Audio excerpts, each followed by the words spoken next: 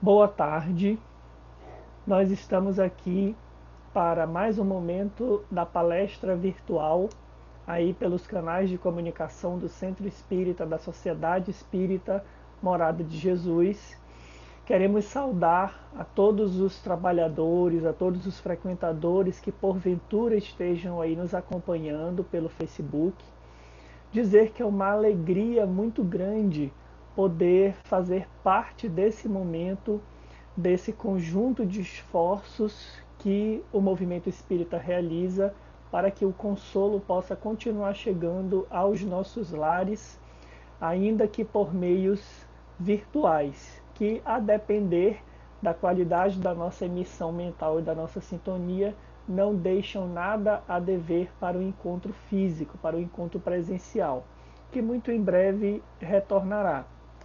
Então, conforme foi solicitado, a nossa reflexão da tarde de hoje é sobre uma passagem de Jesus que é de uma beleza ímpar e que está perfeitamente conectada com o momento em que nós vivemos, que é a passagem onde Jesus exorta os apóstolos, aqueles que o acompanhavam, ao bom ânimo, dizendo: tende bom ânimo, no mundo tereis tribulações, mas tende bom ânimo, eu venci o mundo.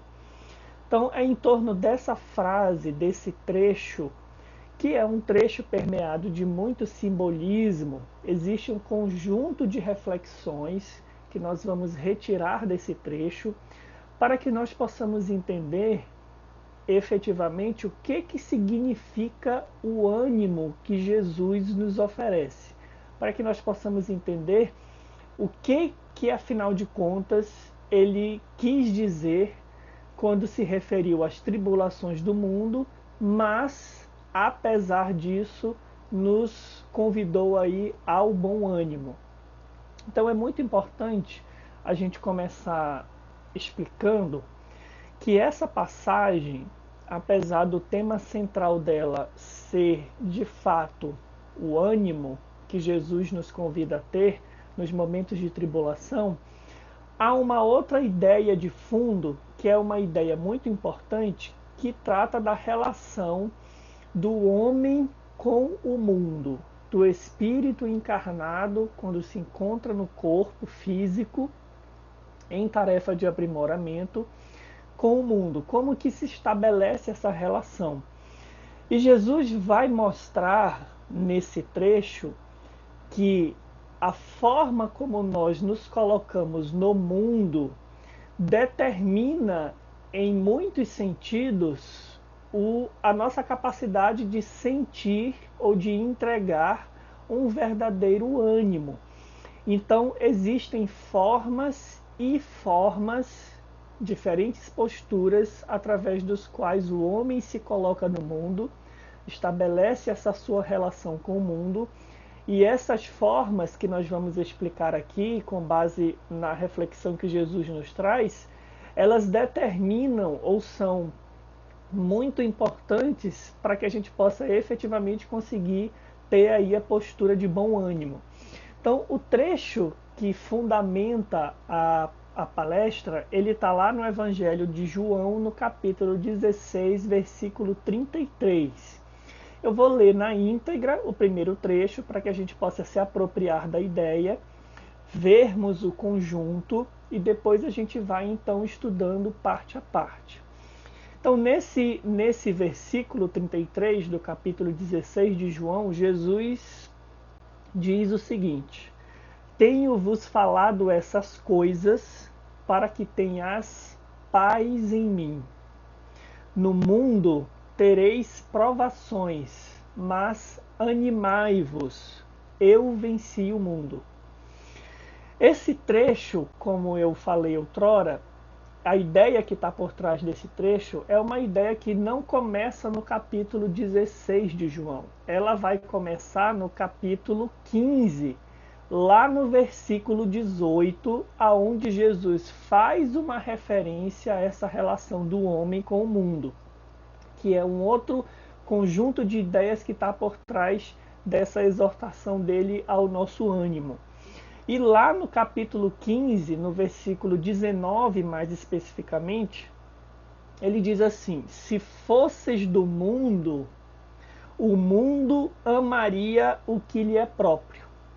Mas porque não sois do mundo, ao contrário, eu vos escolhi do mundo, o mundo por causa disso vos odeia. Então nós vamos proceder da seguinte forma: nós vamos analisar o que significa essa mensagem que antecede a passagem do tem de bom ânimo, entendendo e estudando essa relação do homem com o mundo que Jesus nos propõe, para a partir daí podermos alcançar o entendimento do que significa o ânimo. Então, no começo dessa passagem, eu gostaria de analisar agora brevemente só o primeiro momento do versículo 19 do capítulo 15, aonde ele diz: se fosseis do mundo, o mundo amaria o que lhe é próprio. O que essa frase está nos indicando, meus amigos? Como nós vimos, a frase do bom ânimo, ela não é solta, ela integra um contexto. E o contexto onde ela está inserida é esse contexto da relação do homem com o mundo. Então Jesus está dizendo aqui que todos nós que nos sentimos muito confortáveis no mundo, todos nós que somos, entre aspas, amados pelo mundo, ou que talvez estejamos dormindo, como diz o benfeitor Emmanuel, durante o processo de encarnação, todos nós que não enfrentamos algum desafio para a nossa melhoria, essa aparente tranquilidade, que é a tranquilidade do pântano, que esconde ali nas suas profundezas muita sujidade, ela precisa ligar em nós um alerta. Porque o cristão que está no mundo e que adota a postura de crescimento, que adota a postura de vencer o mundo e não vencer no mundo, é como se fosse um processo automático ele encontrar tribulações. Então, partindo desse princípio, não é difícil entender como é que o ânimo se vincula a esse contexto em que Jesus estabelece a relação do homem com o mundo. E nada melhor do que para nós avaliarmos, porque o desafio seguinte você pode se perguntar: Marcelo, então como é que eu posso analisar como anda a minha participação no mundo? Como é que eu estou me colocando no mundo? Eu gostaria de propor um exercício muito simples para que nós todos possamos fazer essa análise breve. Eu recomendo que nós possamos continuá-la depois. Ela deveria ser feita diariamente, mas eu vou propor um exercício rápido aqui, com base na questão 164 de O Livro dos Espíritos, aonde Kardec indaga se a separação entre alma e corpo no momento da desencarnação, se a perturbação que é consequente dessa separação, ela tem a mesma duração em todos os espíritos. Ou seja, todos nós vamos desencarnar. Nesse processo de desencarnação, a perturbação que nós vamos ter é igual para todos os espíritos ou não? Ou há uma diferença? E aí os espíritos respondem que não, que ela não é igual e que ela depende da elevação de cada um. Agora, o que é essa elevação? Essa elevação é a purificação do homem durante o processo reencarnatório. E aí ele vai dizer que aqueles que não sofrem nenhum tipo de perturbação, ou que têm uma perturbação reduzida, eles se libertaram da matéria antes que cessasse a vida do corpo. Vou repetir. Pois que esse indivíduo que não tem perturbação, ou que tem perturbação num grau menor, ele se libertou da matéria antes que cessasse a vida do corpo. Enquanto o homem carnal, aquele cuja consciência ainda não está pura, guarda por muito mais tempo a impressão da matéria. Por que eu estou trazendo essa pergunta para a nossa reflexão sobre a forma do homem se colocar no mundo? E qual é o convite que eu faço aqui para nós avaliarmos? Pensemos o seguinte: se nós desencarnássemos nos próximos dias, ou se nós soubéssemos, recebêssemos um aviso da espiritualidade de que íamos desencarnar em uma semana, um mês, escolhemos um tempo. Pense o que você faria de diferente do que você está fazendo hoje, com base nos conhecimentos que todos nós temos, principalmente nós que estudamos o Espiritismo, a respeito da continuidade da vida. À medida que você vai elencando coisas diferentes que você faria, pediria perdão para um parente, me preocuparia menos com finanças e mais com o afeto da minha família, ou me dedicaria para aprender alguma coisa antes de desencarnar, à medida que nós vamos elencando esses fatores, eles indicam para nós a forma como nós estamos nos colocando no mundo. Se nós estamos sendo do mundo, ou se nós estamos aceitando o convite de Jesus, como ele vai dizer no parágrafo seguinte, que o mundo odeia os discípulos porque Jesus os convidou do mundo. Então nós estamos agindo como convidados de Jesus no mundo, ou nós estamos agindo como aquele que está no mundo, dormindo diante das obrigações que lhe competem em cunho espiritual, com pouca lucidez, portanto, não purificando a nossa essência e permanecendo chumbados na materialidade. A ideia muito bela que Kardec desenvolve aqui, ela nos remete ao fato de que desmaterializar-se dentro dessa nossa atuação no mundo não é sair do corpo. É possível sair do corpo e continuar chumbado à crosta terrestre, preso aos interesses materiais, às vibrações materiais que densificam o nosso corpo espiritual. Via contrária, é possível atravessar um processo de uma encarnação, seja ela curta ou longa, mas ainda que sendo longa, a forma como você se coloca no mundo vai fazer com que você vá purificando o teu perispírito, ele vai ficando menos denso. Então, essa forma lúcida de se colocar no mundo, de alguém que vive com o olhar para diante, como Jesus nos convida, tendo com muita clareza as consequências das nossas escolhas no porvir espiritual, essa forma de se colocar no mundo, ela determina a postura do cristão que entende as bases ou em que bases se dão o ânimo que Jesus nos convida a ter. Então, quando Jesus diz, tem de bom ânimo, eu venci o mundo, tem de bom ânimo, no mundo tereis tribulações, provações, mas tem de bom ânimo, eu venci o mundo, ele não está falando de um ânimo sem fundamento, ele não está falando de uma fé cega, onde tudo está desmoronando ao nosso redor, a gente mantém uma postura ingênua, porque a gente acredita que as tribulações vão passar por si, ou que não nos compete nenhum exercício de postura íntima. O que nós estamos vendo, estudando essa relação que Jesus estabelece entre o homem e o mundo, com base na janela de interpretação que a questão 164 nos oferece, do Livro dos Espíritos, é que a nossa forma de nos colocarmos no mundo pode ir nos desmaterializando a tal ponto que quando a gente fecha o ciclo reencarnatório e deixa o corpo, isso é um simples trâmite. A perturbação ela é pequena e isso indica que nós nos colocamos no mundo com sabedoria, com lucidez. Os arrependimentos eles são pequenos ou inexistentes. Nesse passo, meus amigos, eu gostaria que cada um de nós se perguntasse nesse momento: como eu estou me colocando no mundo? Porque essa pergunta, ela é a primeira pergunta para entendermos ou para vermos em que medida seremos capazes de vivenciar o bom ânimo que Jesus nos convida.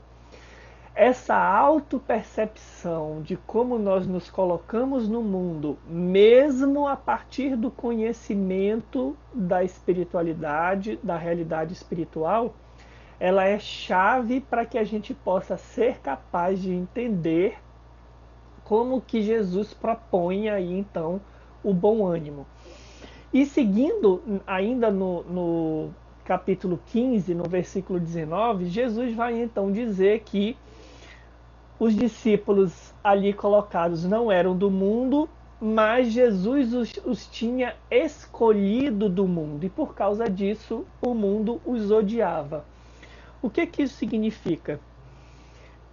Todos nós que recebemos alguma espécie de conhecimento da espiritualidade, espiritualista, que abre os nossos olhos para a vida espiritual, todos nós que temos essa oportunidade, que recebemos um corpo físico, que nesses dias de transformação planetária já é por si só uma verdadeira dádiva de Deus, que temos uma encarnação planejada e dá muito trabalho para planejar uma reencarnação. Todas as pessoas que nos rodeiam, o significado que elas têm para o nosso progresso, o nosso contexto de vida profissional, material, todos nós que somos alcançados por essa misericórdia divina e recebemos algum conhecimento espiritualista, ou mais especificamente o espiritismo, todos nós somos convidados de Jesus do mundo. Estávamos no mundo, vivendo como homem do mundo, sem ânimo, como ele vai dizer, sem uma postura ativa diante das provações que o mundo nos oferece. Todos nós estávamos tentando vencer no mundo. Jesus nos retirou desse estado de ignorância e nos colocou, abriu novas perspectivas para que nós pudéssemos então viver no mundo sem sermos do mundo. E essa tentativa que a criatura faz quando se apropria dessa lucidez, ela por si só significa já um processo de surgimento de algumas tribulações que são naturais quando nós nos decidimos por vencer o mundo, que nós vamos já ver o que significa. Então, terminando esse capítulo 15, que é a base do contexto, versículo 19, que é a base do contexto para nós entendermos o que significa o ânimo que Jesus nos oferece, nós vamos partir para o trecho principal em que Jesus vai desaguar ali na frase do tem de bom ânimo. Antes disso, ele fala uma frase muito interessante, muito parece contraditória para os apóstolos. Ele diz: tenho-vos falado essas coisas para que tenhas paz em mim. O que são essas coisas?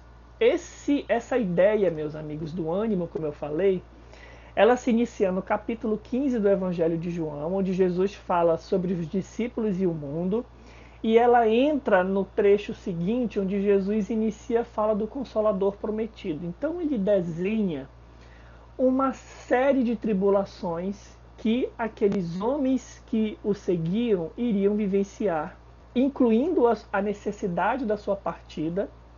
Jesus avisou isso muito claramente. Ele vai falar das perseguições, ele vai dizer que muitos deles seriam mortos por homens que pensavam agir em nome da fé. E aí, diante de todo esse quadro que ele desenha, com absoluta lucidez, porque naquele momento era muito importante que os seus continuadores tivessem a mente aberta para o que significava a continuação da sua obra, ele sai com essa frase: tenho-vos dito essas coisas para que tenhas paz em mim. E a gente fica sem entender como que Jesus prevê tanta tribulação e diz que fala essas coisas para que aqueles que o ouviam pudessem ter paz nele. A chave para a gente entender essa aparente contradição é a gente perceber que quando a gente analisa essa narrativa do capítulo 16 como um todo, Jesus fala das dificuldades, mas fala também dos méritos que aquelas criaturas alcançariam conseguindo vencer as tribulações. E aí tem duas imagens muito ricas que ele constrói para desenhar esse mérito de como que o cristão no mundo pode vencer o mundo e manter o bom ânimo. A primeira imagem que ele constrói é a metáfora do parto da mulher. Então ele diz, uma mulher que vai ter um filho passa por uma série de dores, passa por uma série de sofrimentos, mas quando ela vê a criança ali respirando, fora do seu corpo, passada a crise do parto, ela se sente feliz e essa felicidade ela é irrevogável.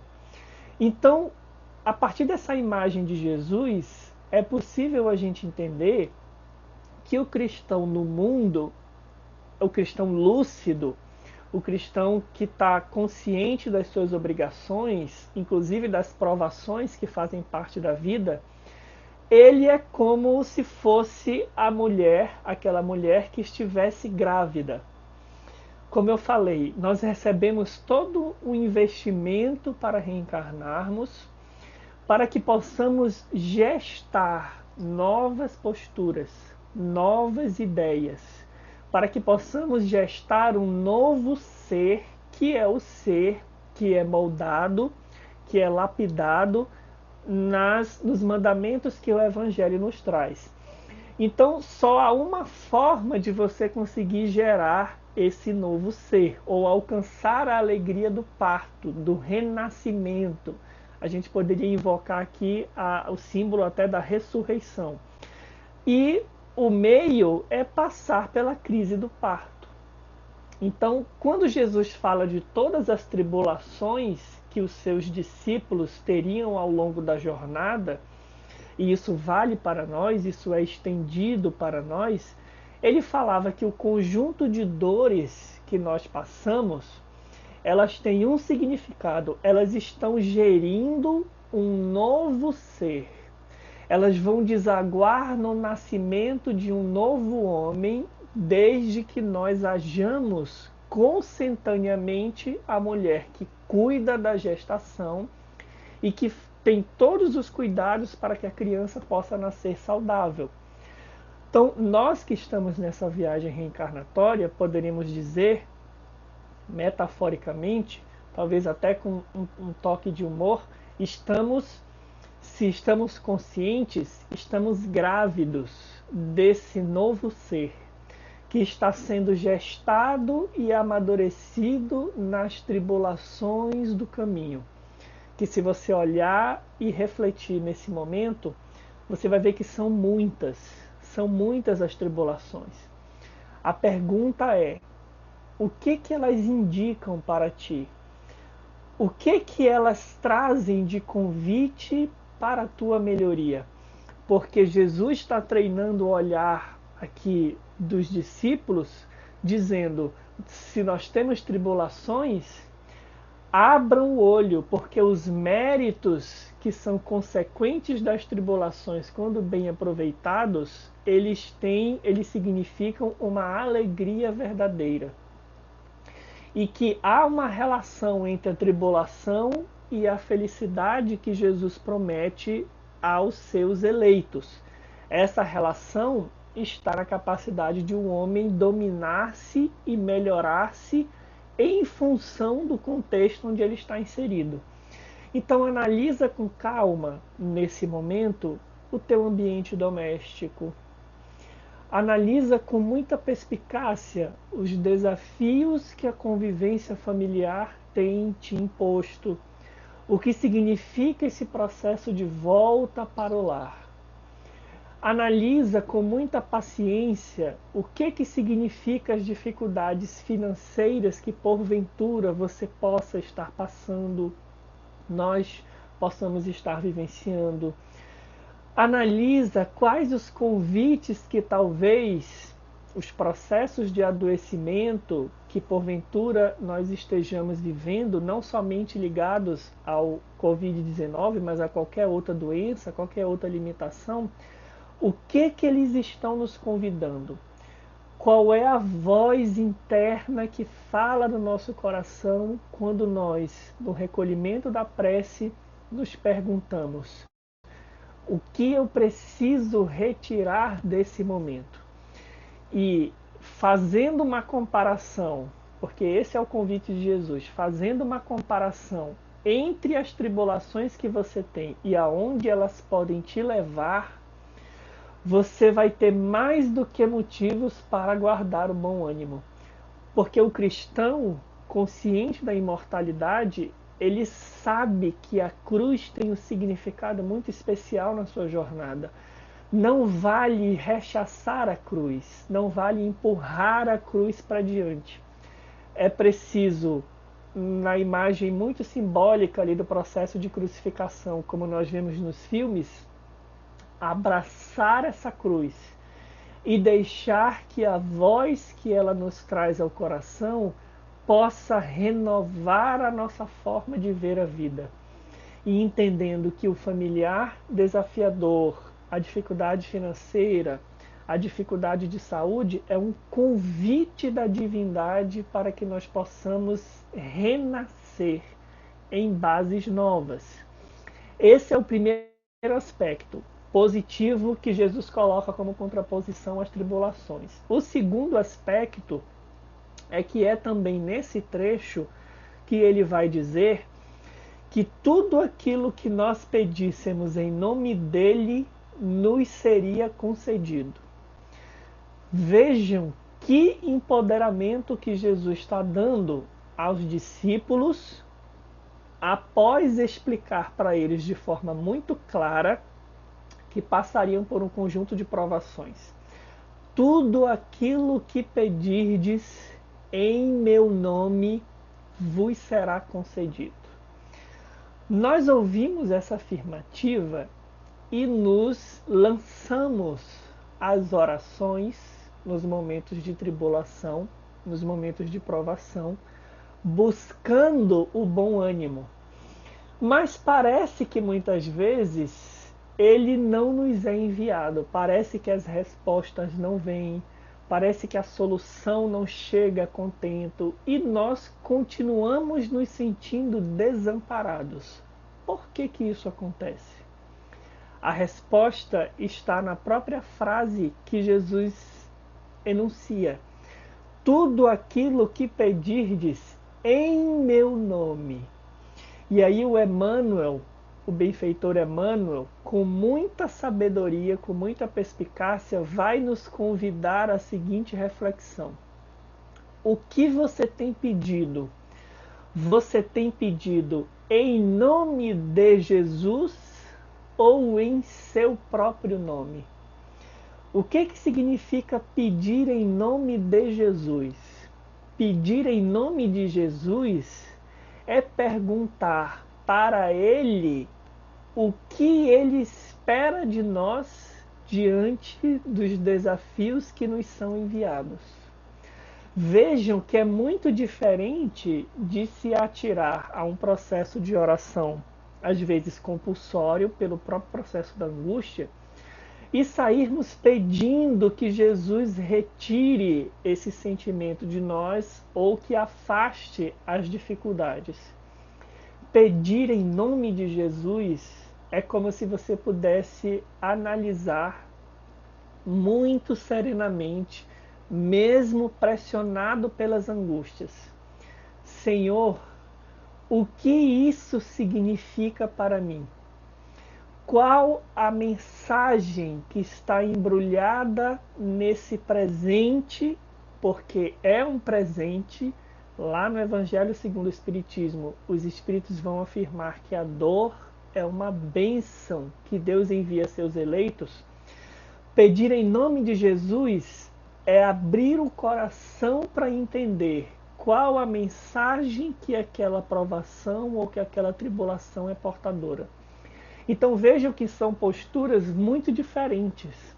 Não é a oração sofrida, a oração que a gente pronuncia palavras, uma profusão de palavras e nos deixando tomar pela angústia, a gente pede que aquilo tudo acabe.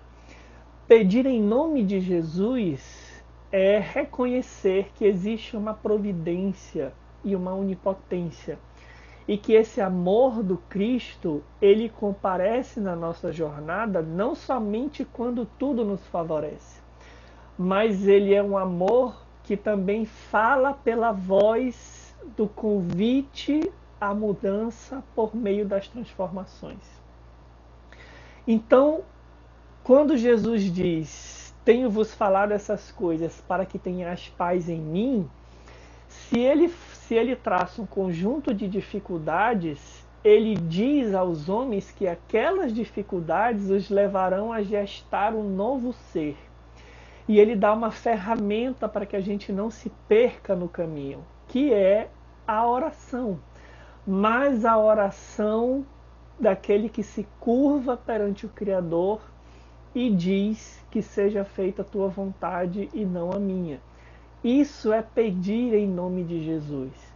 Então o nosso convite aqui para o bom ânimo é que a gente possa, para entender o que significa esse bom ânimo que Jesus nos oferece, olhar para os processos de provação e tribulação, entendendo aonde que eles vão nos levar no que diz respeito à melhoria espiritual. Porque esse é o patrimônio que nos interessa. E aliviar as nossas dores, as nossas angústias no processo da prece, mas pedindo em nome de Jesus, não pedindo caprichosamente. Porque quando nós pedimos caprichosamente, também lembra o Emmanuel. Quando os nossos caprichos, quando são atendidos pela divindade, quando eles nos alcançam no atendimento a esses pedidos, eles já nos encontram modificados por outras necessidades e os nossos petitórios já são outros. Aquele pedido inicial, ele nem nos interessa mais. Então, meus amigos, a nossa relação com Deus diante do bom ânimo, ela não é o petitório descontrolado, o petitório sem lucidez.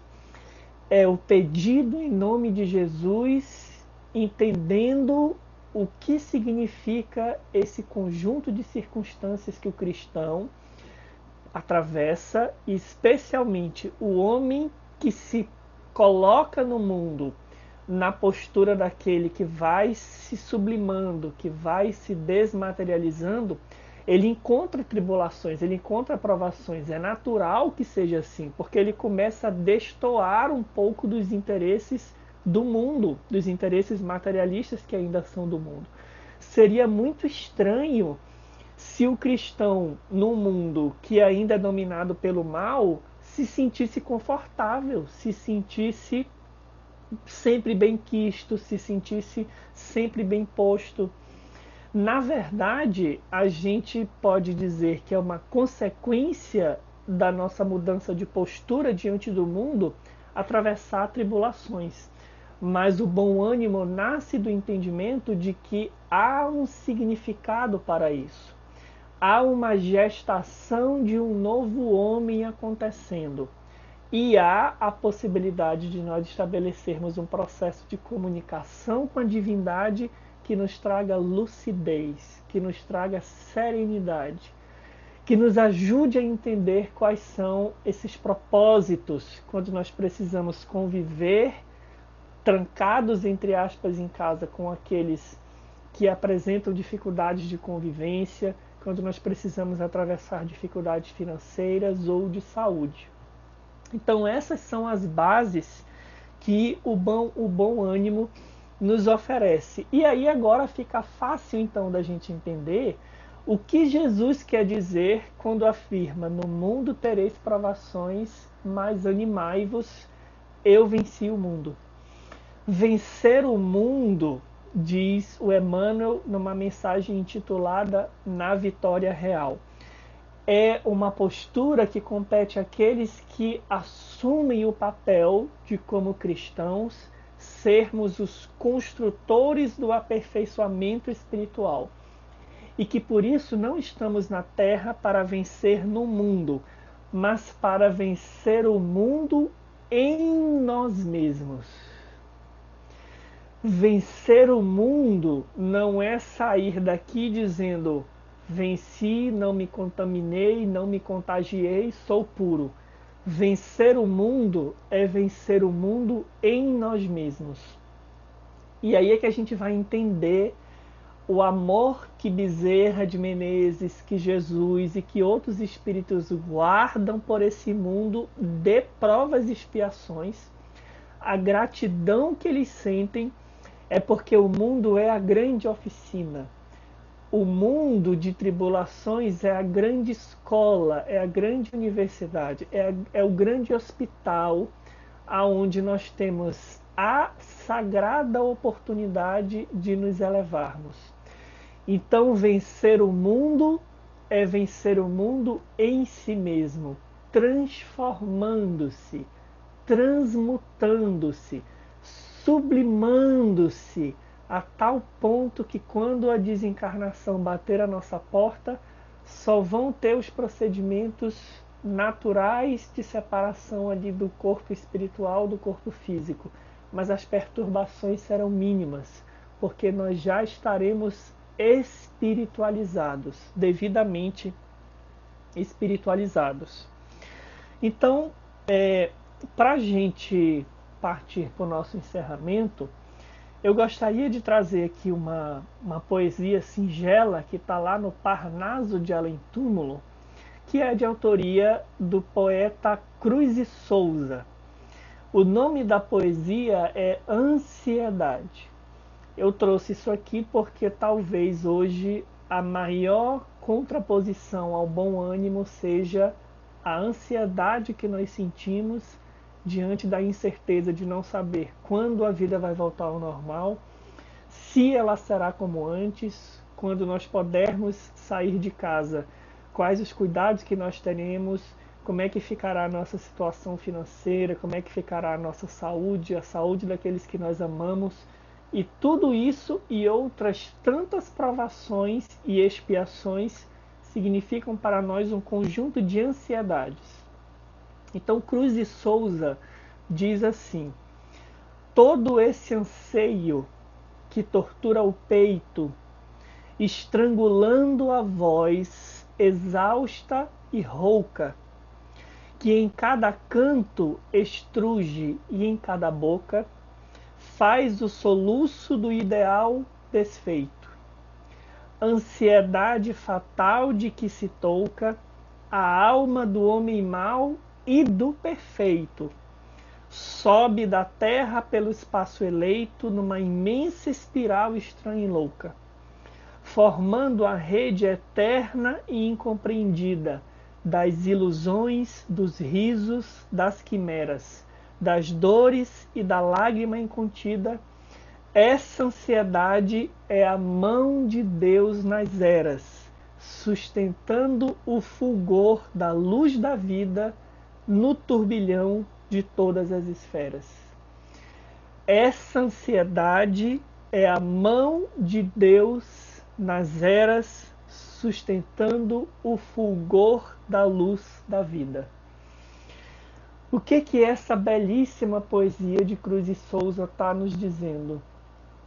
Que dentro de todo esse processo que nós podemos depreender aqui da belíssima fala de Jesus, no mundo tereis provações, mas animai-vos, eu venci o mundo. No meio de todo esse processo, nós temos ansiedades.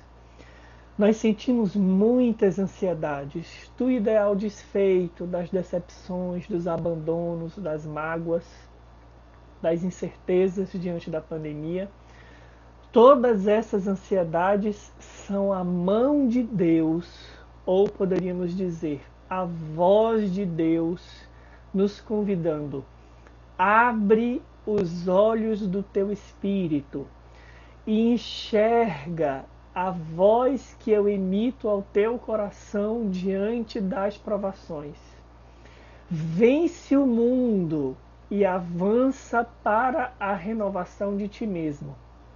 Esse convite, meus amigos, significa a voz, a mão de Deus, não somente na nossa jornada, mas de toda criatura que em qualquer orbe sente as ansiedades da sua ascensão para o Criador e encontra então no convite de Jesus o bom ânimo, o convite ao bom ânimo do homem que sabe que após as dores do parto renascerá em Jesus e de que pela prece, pedindo em nome de Jesus, ele encontrará ânimo e forças para recolher o justo aprendizado. A palavra ânimo, na sua essência mais primitiva, ela está vinculada à ânima, que é alma, que é essência. Então nós podemos dizer, para encerrar, que toda vez que a falta de ânimo nos alcança, nós estamos nos distanciando dessa essência divina. Nós estamos nos distanciando da ânima, da alma, do combustível, do clarão do Espírito que fala da mão do Criador na sua intimidade. O bom ânimo é esse movimento de voltar-se para si e encontrando Deus dentro de si, se conectar com a sua essência. E se conectando com a sua essência, renovar o ânimo agora no sentido de coragem, no sentido de bem-aventurança, no sentido dessa alegria, dessa felicidade inquebrantável daquele que, mesmo sofrendo, sabe o que isso significa para a sua jornada.